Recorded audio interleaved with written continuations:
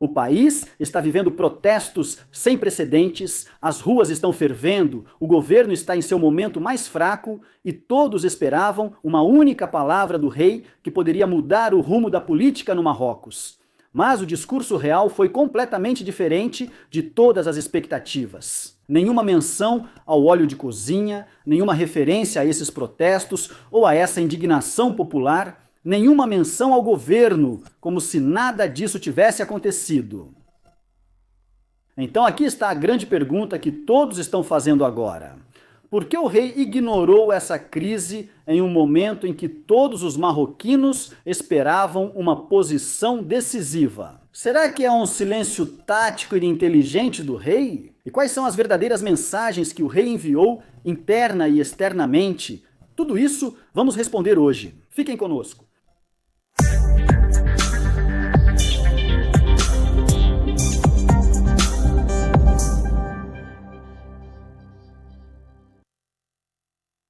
Queridos espectadores, que a paz, misericórdia e bênçãos de Deus estejam com vocês. Sejam bem-vindos a este nosso encontro renovado, da série de episódios Opinião, que dedicamos à análise deste discurso real, feito por ocasião da abertura da sessão legislativa do Parlamento Marroquino. Hoje, todos no Marrocos estavam esperando por esse discurso, todos no Marrocos.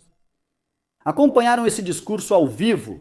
Podemos dizer que talvez esse discurso, nessa ocasião, tenha alcançado a maior audiência de todas. E isso, como todos sabem, aconteceu porque veio em um momento crucial. Veio no momento em que as ruas do Marrocos estão presenciando esses protestos, o que é chamado de geração do óleo, e essa grande indignação popular contra esse governo de Aknout. Então, na verdade, todos no Marrocos estavam esperando que houvesse, quero dizer, um sinal forte do rei, todos estavam esperando que houvesse, mesmo que fosse só uma parte desse discurso, que fosse sobre a geração do azeite ou sobre as demandas da geração do azeite, e a mais importante dessas demandas é a queda deste governo, o governo de Aknout. Mas a observação hoje é que, apesar de tudo isso, apesar de todos esses protestos que aconteceram, apesar de todos esses eventos que dominaram o debate público recentemente, especialmente essa polêmica que houve sobre o setor da saúde e assim por diante. No entanto, o discurso esteve distante de tudo isso, o discurso não falou nem fez qualquer referência àqueles que hoje se autodenominam geração do azeite, nem falou sobre as demandas da geração do azeite. O discurso se limitou apenas a uma fala geral sobre justiça social, sobre desenvolvimento territorial, sobre centros rurais, melhoria das condições de vida do cidadão e assim por diante. Hoje, a grande questão levantada por todos é: por que o rei ignorou falar sobre esses protestos ou sobre a geração do azeite? Então, o primeiro ponto sobre o qual vamos falar hoje é algo que todos devem saber e que todos devem aceitar hoje. É que se o rei tivesse abordado a questão desses protestos, isso teria sido como uma oficialização dessa crise. Teria dado ainda mais legitimidade a esses protestos, teria sido como jogar gasolina no fogo. Alguns talvez esperassem uma decisão histórica, uma decisão forte, como a dissolução do parlamento. Alguns esperavam o anúncio da demissão do governo, ou a demissão de um ministro, ou algo parecido. Quer dizer, isso seria possível? Não, de jeito nenhum. Isso não era possível, quero dizer, por uma série de considerações. E hoje vou mostrar para vocês, e eu já disse isso no episódio anterior, que foi sobre esse assunto, sobre os protestos da geração do óleo e outras coisas. Quero dizer, esses protestos foram direcionados e guiados uma orientação sutil desses protestos. Quero dizer, podemos dizer que não há nenhuma possibilidade, absolutamente. Hoje se fala sobre a demissão deste governo, a opção de intervenção do rei para demitir este governo não está em pauta. De jeito nenhum, é impossível. Existe apenas um plano para enfraquecer esses partidos no poder, os partidos liberais. Acabou. Terminou. Hoje, uma nova tendência global liderada pelo presidente Trump mostra que o liberalismo global está desmoronando mundialmente, não só no Marrocos. Antes de tudo, se o rei falasse diretamente sobre as demandas da geração. O óleo exige ação imediata, ou seja, isso seria interpretado como uma decisão política. Seria contado contra o governo atual e, consequentemente, confundiria as equações para a estabilidade das instituições no Marrocos. E talvez haja quem diga, então, que o rei foi quem provocou esses protestos porque não é mais possível resolver os dossiês internacionais com esse governo liberal. E também haverá quem diga que isso é um ato antidemocrático.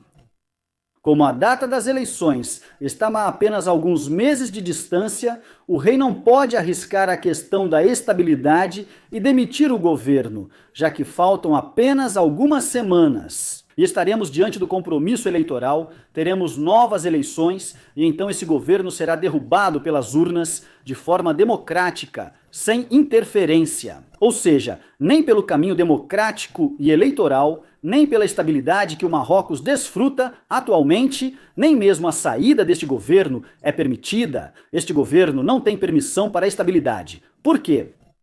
Porque há uma fase importante. O Marrocos está passando por uma fase agora que exige que mantenha essa estabilidade. Hoje, por exemplo, se falarmos sobre a questão do Saara marroquino. O Marrocos está passando por uma fase muito sensível nesse assunto, uma fase decisiva. Há um processo diplomático muito delicado acontecendo nas próximas Nações Unidas. No fim de outubro há uma data decisiva. Qualquer crise interna significativa neste período terá um impacto muito grande nesse caminho, terá impacto nesta fase decisiva do dossiê do Saara marroquino.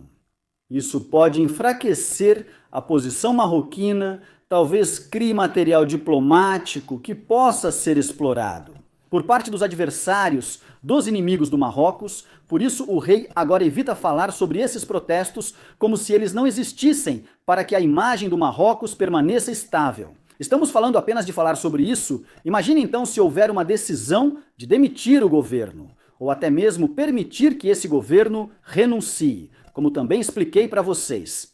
Mesmo se falarmos do ponto de vista econômico, a demissão do governo, a dissolução do parlamento ou qualquer grande abalo político interno, isso teria um custo econômico muito alto. Nem em termos de custo de empréstimos, nem em termos de atratividade de projetos, investimentos e assim por diante, nem em relação ao setor de turismo, nem em relação à confiança dos parceiros internacionais e assim por diante. Hoje, por exemplo, se o rei tivesse abordado esse assunto específico dos protestos ou tivesse feito uma sessão sobre isso, o mundo inteiro estaria falando sobre esse discurso hoje, toda a mídia internacional estaria falando sobre esse discurso. Por quê? Porque eles destacariam quando?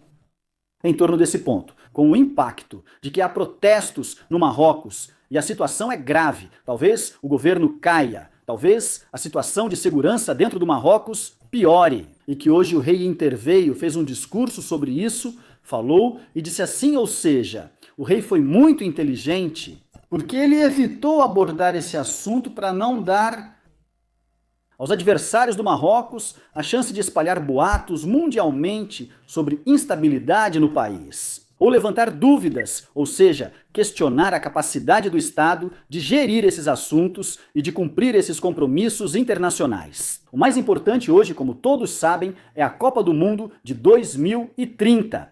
Isso é só para deixar claro, para que todos saibam. Prestem muita atenção que logo após o surgimento desses protestos do Grupo Z, já havia quem dissesse que o Marrocos não é capaz de organizar a Copa Africana.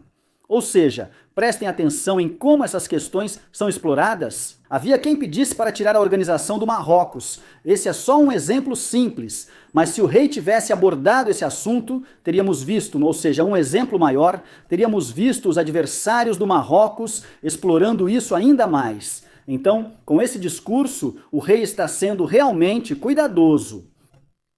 Podemos dizer que ele enviou duas mensagens, uma mensagem interna e uma mensagem externa. A mensagem externa foi direcionada à comunidade internacional, aos investidores, aos parceiros e assim por diante. E é que o país está estável, há estabilidade política, há estabilidade governamental, não há nenhum sinal ou impressão de que possa haver uma mudança de governo antes do prazo previsto. Ele também enviou uma mensagem de que existe um roteiro de desenvolvimento claro. Liderança central, exemplo e instituições fortes. Só é preciso acelerar, de acordo com as demandas, acelerar. Esses programas de desenvolvimento, não há espaço para outra coisa. Enquanto isso, a mensagem interna foi direcionada ao governo, direcionada aos partidos, e veio, como eu disse, nas palavras deste discurso. Trabalhem rápido, é preciso acelerar os programas de desenvolvimento, mostrem resultados concretos para os jovens e para as regiões marginalizadas. Essa mensagem coloca os ministérios da Saúde, Educação, Trabalho e assim por diante sob pressão executiva e oferece oportunidades para lançar medidas excepcionais antes das eleições. Ou mostram resultados concretos, ou seu destino será a derrota nas próximas eleições. Então, o rei aqui, na verdade, não ignorou os protestos da geração. O óleo, no sentido de negação, não, de forma alguma, é ignorar isso como uma tática política muito bem pensada e inteligente para acalmar a situação, para não deixar nenhum espaço para os adversários manobrarem e explorarem a situação neste momento e nesta fase muito sensível.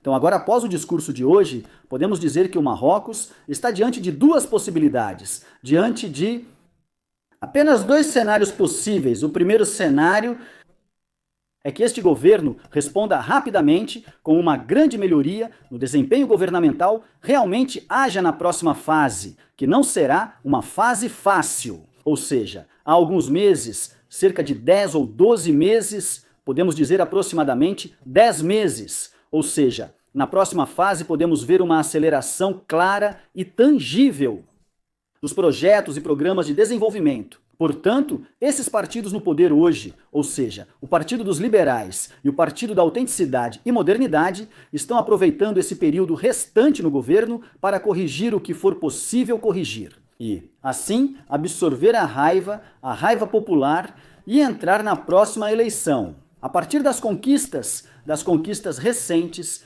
tentando corrigir a situação. O segundo cenário é que não haja nenhuma medida prática por parte deste governo, ou que, pelo menos, não haverá medidas impactantes. Medidas superficiais não convencerão o povo, por isso os protestos e a raiva popular continuam. Até que chegue o momento das eleições e então o governo seja derrubado pelas urnas. Então fica a pergunta para vocês agora. Qual é o cenário mais provável na sua opinião? Respondam para nós nos comentários abaixo deste vídeo e inscrevam-se agora, cliquem no botão de like. Que a paz e as bênçãos de Alá estejam com vocês. Até logo!